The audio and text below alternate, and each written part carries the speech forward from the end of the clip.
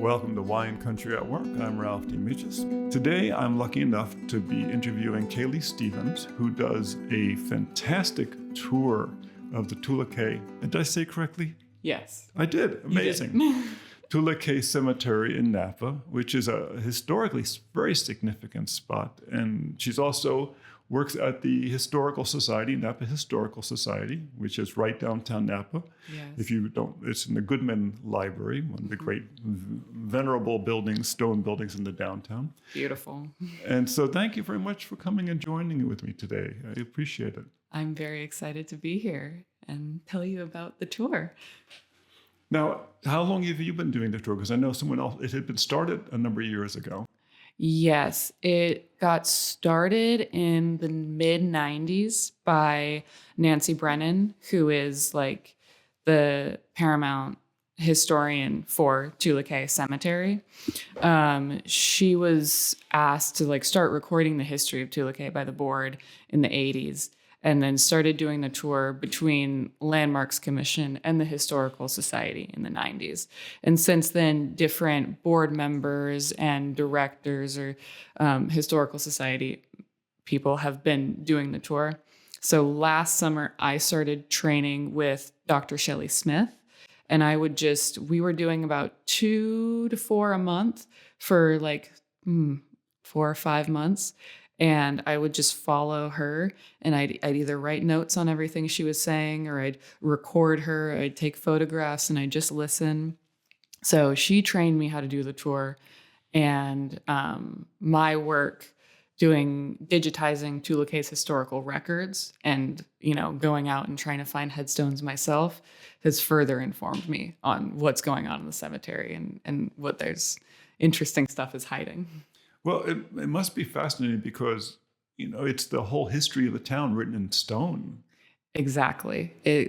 And we have the stonemasons that wrote that history in stone as well, which is a really fun thing to see. There's C.V. Smith, our previous director, Shelley's grandfather, actually opened the stonemasonry on Five Corners, right at the base of the hill.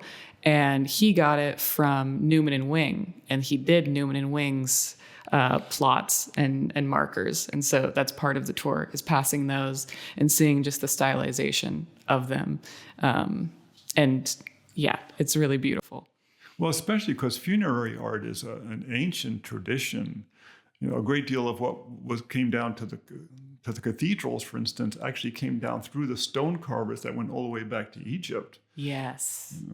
Absolutely. And you can see in like that 1920s, 30s era, the influence of Egyptian and Roman architecture. And on the last tour I did, somebody asked me what a certain symbol meant. And it was one of my friends. And I was like, hey, come on, don't make me look bad. And then he got me a book on headstone symbolism. So now I have a field guide for going into the cemetery, and I can look at, an urn that's draped with a veil and understand that the veil is a representation of like the veil between the living and the dead. And and then the fire that's coming out of the urn is eternal life. So getting just into the artistic value in this cemetery is really interesting.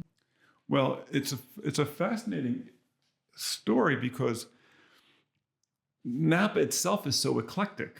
Yes. When you look at the architecture in the area, you have, Victorian and Edwardian and craftsman and does that show up in the cemetery as well? Absolutely. Yes. We see Art Nouveau, we see that Egyptian and Roman influence. There's a lot of opulence, but we have certain headstones it's a log, and that's for like a lumberjack. So the artistic style ranges, and the mausoleums that are behind me, photos are behind me and are right outside that window right now. Some are like a little bit more in the Gothic sense with their iron gates, and some are more Art Nouveau. Or I see, in comparing cemeteries from on the East Coast in the same time period, or even I just went up to Portland I went to college up there, and I was visiting some friends and checked out cemeteries of the same era to see how their iconography differs. And in the same period on the East Coast, you're seeing a lot of that death's head, where it's a skull with wings coming off of it. And to this point, I haven't found a single death's head in this cemetery. Well, that's good. It's a little unfortunate for me. Oh, I want to find I'm one. sorry. But I think this cemetery opened in 1859. California became a U.S. state in 1850. I think that we have a lot of that romanticism of nature. We see a lot of like willows and lambs and flowers. It's very all of our symbolism is very beautiful, you know. Pastoral. And pastoral, absolutely. And this was a rural cemetery. It was, now where it's so centrally located, we're like, oh, we're right next to downtown, not far from the highway. But this was very rural. Hey, Napa is still farm country. Yeah. Just a farm country with great restaurants. Fantastic restaurants. Right? But it's Well, and it's helpful that California makes so much of the produce in the U.S. Because that means the food that we're serving here is that like fresh, really high quality produce, which I love. But yeah, this entire area used to be surrounded by orchards and had a lot more, diversity to the food we were growing. well over here on the east side. A lot of this was grazing land. I think at one time, a lot of Coombs will because it was cool. They felt it was too cool for a lot of crops, but it was fine for horses and sheep and the other animals. Yeah. And this is actually the second cemetery in Napa. The first one was located where Crosswalk Church is now, so on the other side of the river. And as you may know, Napa Creek backs right up to it, and we've always had a flooding issue. So in the 1840s, I want to say Christmas Eve, a bunch of local town members got together and they were like, "This isn't working. The cemetery keeps flooding. Like we can't even access it." And that's when Cayetano Juarez offered up, 48 acres of his like 9,000, more specifically like 8,876 acre Rancho Tulocay, and said, "You guys can have 48 to put a cemetery in that's not going to flood." Wonderful. But we're much closer to the river. But we don't flood. But you're on higher ground. Thank goodness. And traditionally in towns, they would always put the cemetery up on higher ground. Yeah. Well, water and graves don't mix well. No. Well, traditionally in Europe for years, cemeteries were a place where couples would go walk and court. Yes. I would argue this cemetery still is somewhat. Really? Yes. Friday mornings, I come out here with volunteers and we look at records I've digitized, and we find headstones connected to those records. And there are always people walking their dogs more than anything. But there are couples, that are walking through, and it's a beautiful, bucolic cemetery. It kind of the Napa State was originally similar in that it was actually the landscape architect for Napa State is the same one for Golden Gate Park. And it used to be another space that you would just walk around because they did such a beautiful job designing how the trees and the gardens are. And here, like the rose bushes are very romantic. One of my favorite benches when you're walking on that front road of the cemetery there's a bench that says "Smell the Roses." And there's a bunch of roses next to that stone wall. So it's just a perfect listen to them while you're here. Ah, that's wonderful. It's beautifully thought out. Right?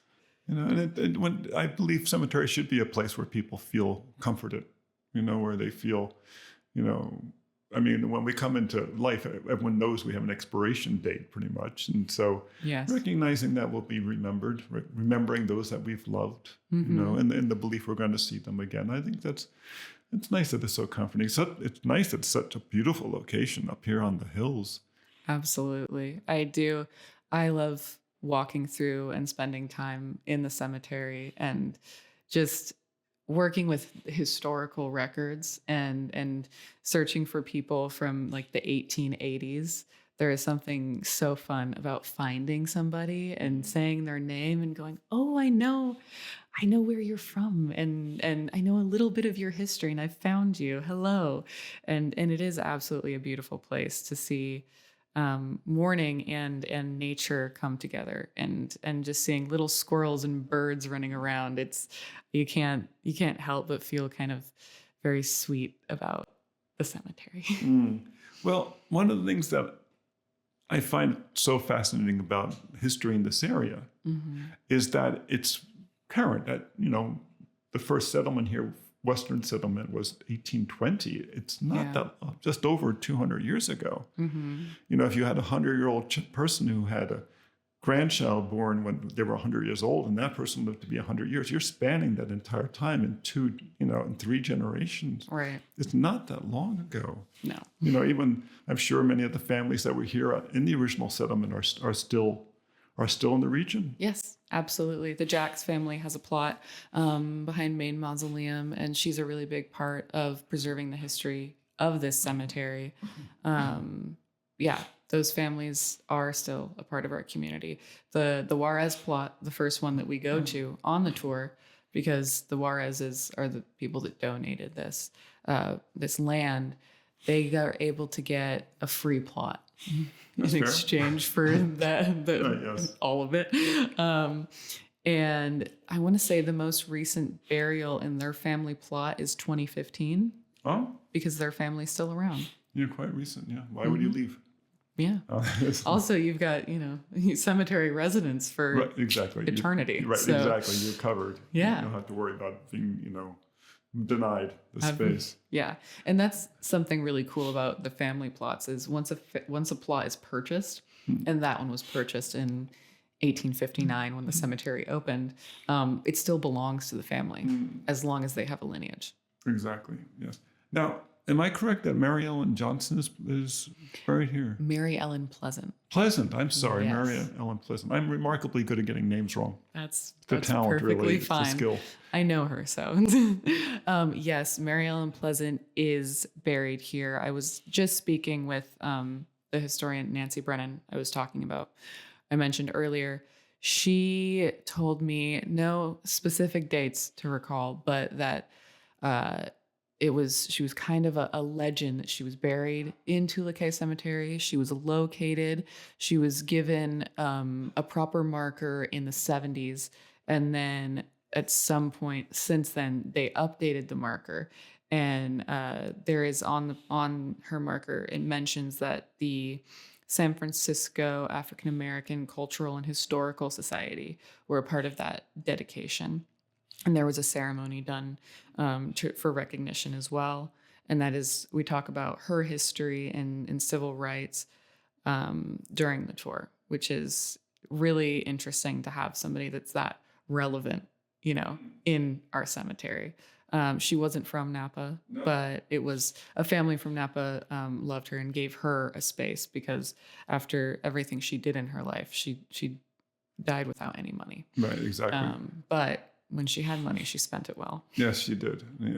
Her home in Sonoma now is a bed and breakfast. Oh, that's sweet. The Beltane Ranch. And when you go up there, it looks just like a Georgian-style home because that's where she had lived for quite a while with the big, the big porches and the posts and such. But very, very down to earth, very practical. Absolutely. Beautiful property. It is beautiful. And she really was quite a personality. A brief history of Mary Ellen Pleasant is she was, oh goodness, I'm not going to remember anything correctly right now, but she was born a slave, and she was able to age out or became free because of the Civil War. And she would listen into conversations when she was serving dinner about stocks and the economy. And once she started having her own money, she started investing off of that advice that wasn't for her. And she was able to gather enough money together to be able to buy herself a house in San Francisco and move out from, I want to say Mississippi, but I may be wrong. And she got a white man to pose as though it was his house. And she continued pretending to be a servant. And she would serve dinner and continue listening to those conversations. And it's quite a story. I mean, yeah. And the stuff she did for abolition was really kind of remarkable. Absolutely. She was able to open boarding houses and give a lot of resources and inform. There were still people in California that they were being kept as slaves after the Civil War. And she was able to get in there as a maid and let them know, hey, slavery's over. Get out of here. Let's go. I have somewhere for you to stay. I have somewhere for you to learn resources, be able to get a job, and get on your own feet. We're talking with Kaeli Stephens about her work at the Tulocay Cemetery in Napa and the wonderful tours they do there in association with the Napa Historical Society. Kaeli, you mentioned during the break that two of the plots are actually caves. Yes. It's the Grigsby and the Coombs plot. And they're mounted into the hillside and dug out the same way that historical wine cellars that we see up valley were dug out by Chinese laborers that were brought to the valley too. They built a lot of the train tracks, roadways, stone walls, and they did they dug out those wine cellars, and it's the exact same thing, but it's a mausoleum. Grigsby built the winery where the Rikushi winery is today. I am not familiar with anything the Grigsby family has done. I've seen their name so many times in the death records. And so I'm like, I know they're relevant. I know that they've been here for a really long time. And they have multiple different plots. They have a Grigsby mausoleum, and they have another vault that's up in the upper hill section. But that makes sense that he's relevant to the pioneering history of Napa. Yeah, when you go up into Stag's Leap and you go up to the building, there's that big stone winery. You can still see. It's the oldest building in the Stag's Leap district. Big stone winery, very almost blonde stone and beautiful. I think probably sandstone. It's beautiful. It's dramatic, and on the front is Grigsby. Yeah. Big letters. It's kind of hard to miss it. Wow. I believe he was a sea captain. Oh, that was what I had heard, but there were a lot of the early investors up in the valley were sea captains. Yeah, you could get here, and this was the time of the steam launch. Steam before then, when San Francisco to Napa. Exactly, they came up in their own steam launches. That's cool. Before then, Napa would have been much harder to reach. Yes, absolutely. The history of Napa. What else coincides with? I think Napa State coincides in a large way with the cemetery. Well, Napa State was the second state hospital in California. Really? Yes. Stockton was the first, but it opened in the 1870s. And this opened in, just about 1860 because it was 1859. Well, it was almost a town unto itself. It was so large. Yes, absolutely. And we have a lot of burials and people that came to Napa through the state hospital, and from the state hospital launched that whole history of resorts and wellness in Napa. And up valley, it was the spring water and hot springs, and if you have tuberculosis or syphilis or whatever you got, whatever you got, go to a hot spring with other people who also have that contagious disease. Well, hot springs, the tradition of the hot springs goes back to the funerary arts, because all of the cathedrals, the great cathedrals, were built on spring sites. Wow. They were originally healing springs, and then over a period of time, they would build a building, they would plant plants, and because of the minerals in the soil and the water, the plants were especially nutritious. Mm-hmm. Eventually, they built churches on top and then cathedrals on top. And even today, if you go down to the sub-basement of any of the great cathedrals, all the way in the deep basement, there's a spring. And that's where they get the water for the holy water. Ooh, that sounds like proper holy water. Yeah, exactly. That's yes. This is healing water. So that tradition of healing water and funerary art and stonemasons are all very, very linked together. Absolutely. They weren't just, these buildings just weren't placed, oh, let's put a cathedral there. It evolved usually through temples to the goddesses. A lot of the cathedrals were built on the sites of temples to Venus, especially. Yeah. It's especially a popular one. Well, and even if you look at the cultural relevance of tuberculosis, John Green wrote a book, Everything is Tuberculosis, that I've been reading because a lot of people in the cemetery died of tuberculosis. And there were so many ways you could, ideas about how you could heal tuberculosis. And it was, desert air is good, or mountain air, or woods air, and rural air was a big thing. So we have a lot of people from San Francisco that came over for this natural valley air, and hot springs. And I think that's one of the things that probably populated Napa at one point. Napa was considered the healthiest spot in California. That's why Robert Louis Stevenson and Fanny came up here, because they wrote Skin and Bones after their trips from England.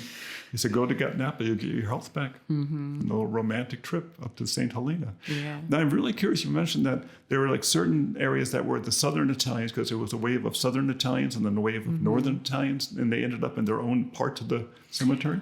Not exactly. So one thing that I'm really excited about this cemetery being open since 1859 is that it is completely non-segregated and non-sectarian. So there is no separation on the creed of race or religion, unless people preferred to separate themselves. So there's certain groups like William Tell Grove of Druids is a large plot. It's all Italian graves. And some of them you can tell because of the names, but some of them they're written in Italian. Like instead of saying died, born, or anything in English, it's all Morte and Cent'anni. Right. It's all in Italian. And so the only really separation is when people decided they wanted to separate themselves to be grouped with their people. But yes, we have the ability to track immigration through death in this cemetery by finding the Italian graves, the Chinese graves. We have like Swiss graves. I want to say I found 2 guys from the Isle of Man and one from Australia, which is really interesting, finding somebody from Australia in the 1870s, because that means they came out of the penal colony. That's true. That was the period of time. But got here somehow, which is a long trip. My gosh, it's long today. Yeah. But in an airplane, it's long. Oh my gosh, yeah. Well, this was, the port. This was one of the great ports of the world, San Francisco, and they came from all over. And I mean, up into the time of the earthquake, it was the largest city on the West Coast. Yes. And there was gold, and that's a big attractor. It is. And land tie-ins for Italian immigrants was better than for, Chinese laborers, because there was the Chinese Exclusion Act. Chinese laborers were, brought over here to work. And then, but I think by about 28, they would be sent back to China unless they had set down roots, like by owning and operating their own business here. And that was the only way they could get their family to come over from China and settle here with them. So we have a lot of Chinese graves, and a lot of those graves have been disinterred, and so the bones can return home to be at rest. But here through the cemetery, we can track the history of Chinese laborers coming over, Italian immigrants coming over, and before and after the Civil War, I think we first get Southern Italians, and then post-Civil War, we get Northern Italians. Interesting. Or it's completely swapped to what I just said. No, I think that sounds right. What happened was during the unification of Italy, Yes. the Garibaldi and his army went to the south and emptied the banks out. And it put the South into a depression that's lasted over 200 years now, and so a lot of Italians left, and then they had a series of droughts on top of it. The wine industry collapsed due to phylloxera, so a huge number of Italians, more Italians left Italy than are in Italy today. Really? And that's why they're all over the place. Well, and I can get them settling here because our climate is very Mediterranean. That's one of, like, we can really approximate that style of food and ecology really well. And actually, there is a history on the tour. We discuss the similarity between Napa State and a asylum in Italy called Napoli, or not Napoli. What am I talking about? Imola. Imola. Yes. Oh, yes, of course. And they look terribly similar. Yeah. It's a wonder if there may be a little of idea theft there. Yeah. Well, it's also Italy is filled with terme, with springs. Mm-hmm. They're all over the place. You know, it's a very rocky place, and there's springs every place. There were 70 or 80 spas here, mineral springs, and, you know, all the way up and down the valley. You know, back in the 1800s, it was considered special. You know, you couldn't, in the city, if you wanted to take a bath, you had to heat up water over a fire.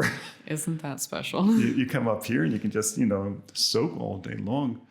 Now, when you're do you have special tours you do as well? Yeah, I think you mentioned that. We do. So the Historical Society has in the past done different focuses.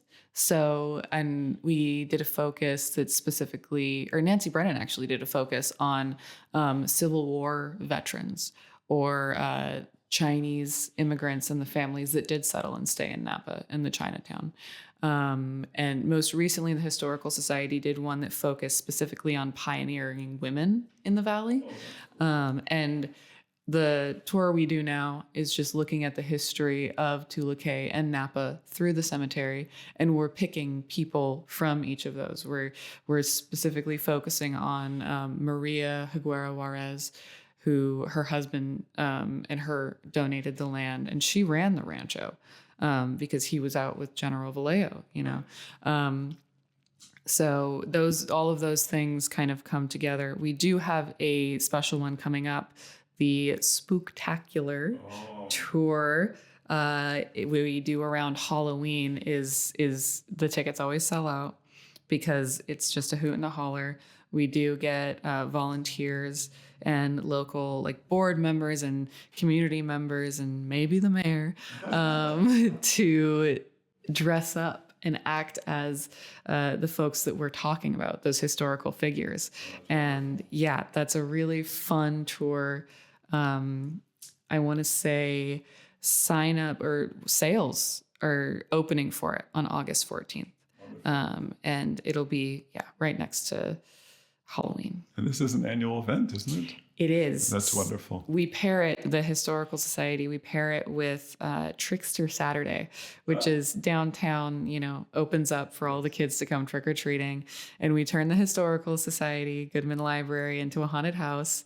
And we all dress up and, you know, we have somebody playing spooky music and the kids come through.